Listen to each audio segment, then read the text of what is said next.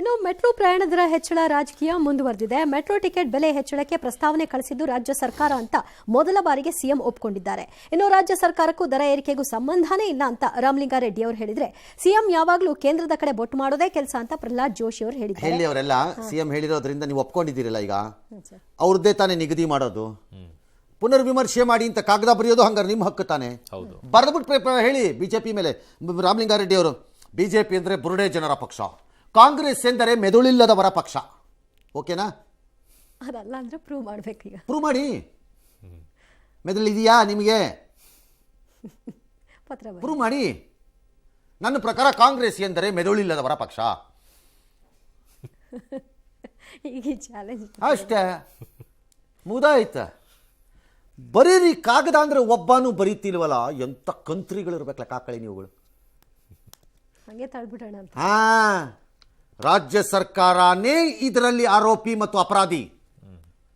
ಹೌದು, ಅವರೇ ಬರಿಬೇಕಿತ್ತು. ಎರಡನೇ ಆರೋಪಿ ಯಾರು ಅಂದ್ರೆ ನಮ್ಮ ಸಂಸದರು, ಪಿ.ಸಿ. ಮೋಹನ್, ತೇಜಸ್ವಿ ಸೂರ್ಯ.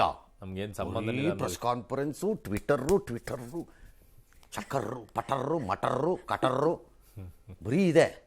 ಈಗ ಬೇರೆ ಬಿಸಿ ಬೇರೆ ಇದ್ದಾರೆ ಅವ್ರ ಪಾಪ ವೈಯಕ್ತಿಕವಾಗಿ ಜೀವನದಲ್ಲಿ ಅವರು.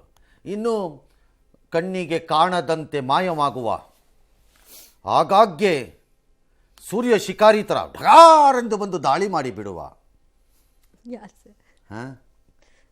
ದಾಳಿ ಮಾಡುವ, ಒಂದು ರೀತಿ